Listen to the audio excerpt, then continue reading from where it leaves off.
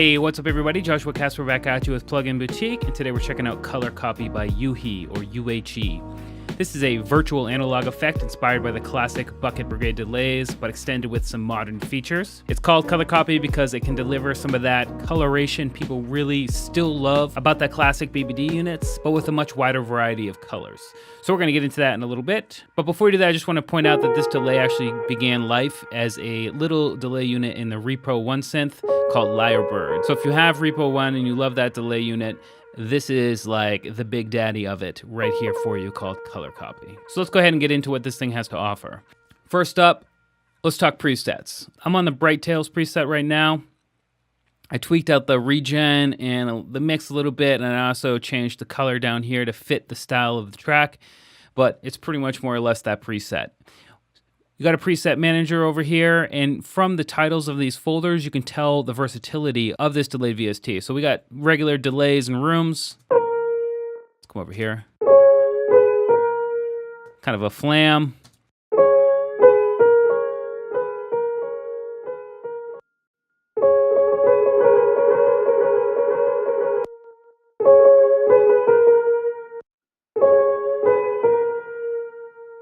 And we got choruses and flanging.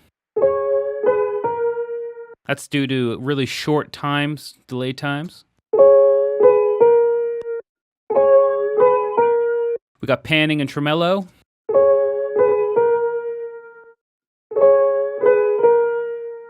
That has a lot to do with the modulation section that we're going to get into in a little bit. We've got some cone filter styles here, and this has to do with super low delay times.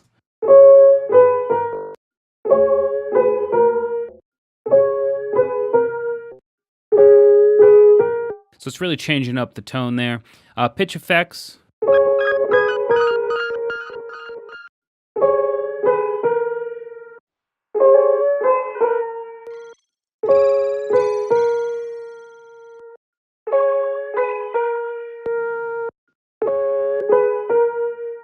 So quite a lot going on there in terms of presets, but I'm going to jump out of here and let's just run through the GUI. So we've got the input volume and the output volume. That's pretty straightforward stuff. If you double click any of these parameters, it will go back to its beginning position. You can also right click and lock any of these as well, which is very useful, especially on something like, you know, the mix knob here. I can lock it at 100% if it's on the return track, and then we can just flip through the presets and it's going to stay locked down, which really helps to find the perfect delay for your particular project without worrying about having to switch the preset and then come back over here and readjust the mix knob. So that's very useful. Pretty much all of these can be locked. You can see the color here, the brightness, everything can be locked pretty much. Next to that, we've got the rate knob, and this rate knob is -100 to 100, and that is based on the time base down here. So we got all of these different time bases, and then we can adjust those a little bit easier using the rate knob. This is going to be slower, this is going to be faster. So if we go ahead and check that out.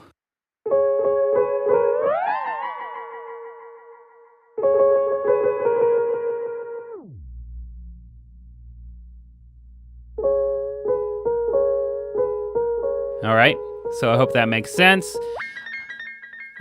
Not only do we have those rates, but we can adjust the rate on the left and the right as well independently, so we can get a kind of a ping pong effect. So if I come in here and let's bring this mix down to about 50%. So pretty straightforward quarter note there, but I can adjust it and give it a ping pong effect by adjusting these left and right delay lines differently. Regen is essentially your feedback, so you can get longer feedback tails or shorter ones.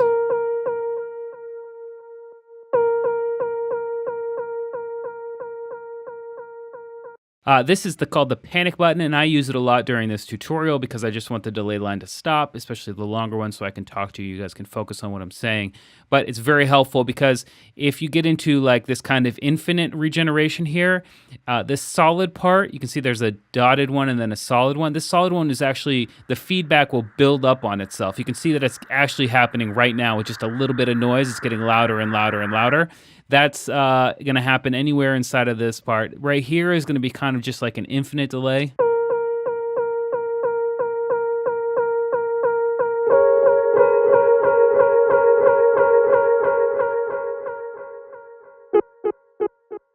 And one thing that's really cool is how it changes the delay over time while you're adjusting parameters. You'll get slurring of like old school tape machines and stuff like that, and I really dig it.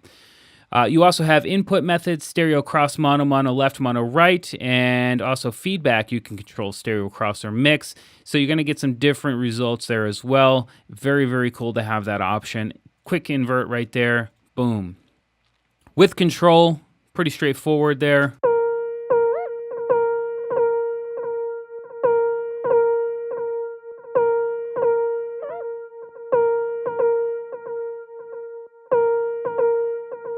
So you can hear there, it's pretty much mono.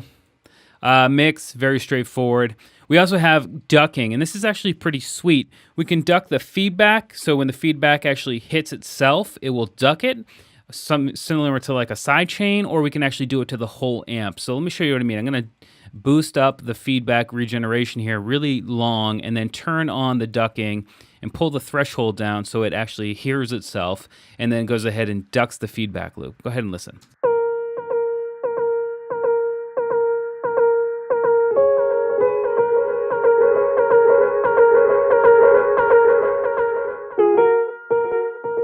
So I hope you heard there that when the actual audio from the sample is playing, it ducks the feedback. So it pushes it out of the way so you can really hear the original sound better. And then it just adds more to the feedback loop from the original sound no matter what's coming in. So before we jump into the feedback coloration section, I'm going to go ahead and switch up the sound here inside of the project.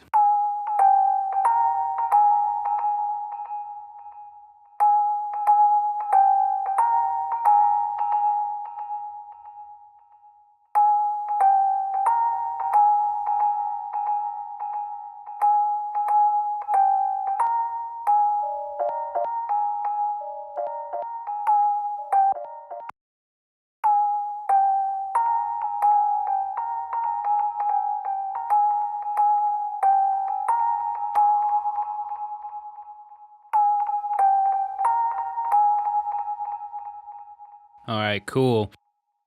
So, feedback coloration. Each one of these has its own detail and character. There are 5 different saturations here. So not only do they have, specific bandwidths assigned to them, which you can control with the brightness here, each one also has its own set of noise, which you can control here. You can go vintage, which is going to be a lot louder noise, and then low, which is going to be lower noise. And then saturation is the overall amount of saturation that's going to be applied to the feedback signal.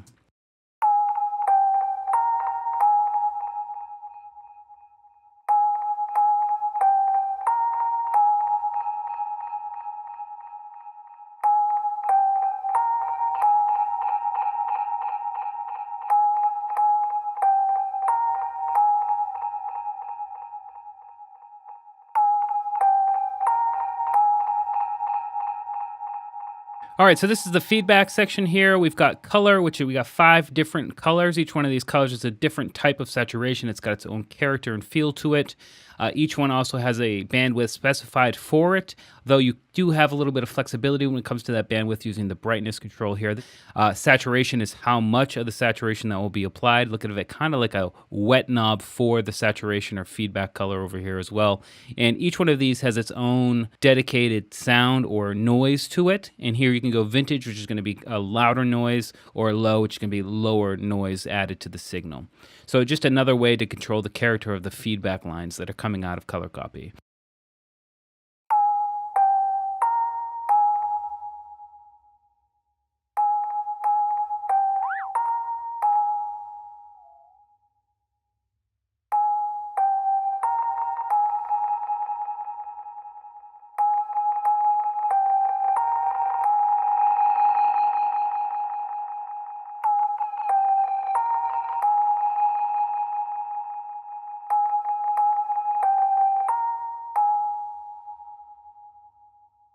And finally, we've got a modulation section where things can get super crazy. So let's go ahead and just turn it on. To turn it on, you just got to adjust the depth right here.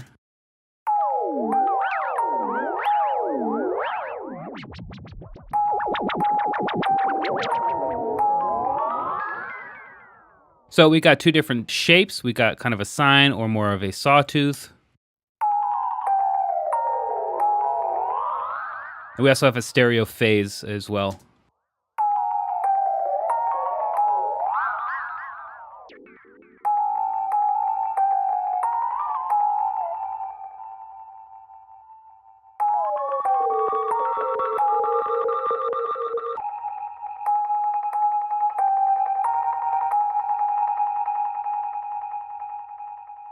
So overall, a really great and really powerful delay machine. UHE always comes correct, and I'm really pumped that it's in my arsenal. It's available now on Plugin Boutique. There's going to be a link in the video description. I hope you learned something. I hope you have a good idea of what this plugin's all about.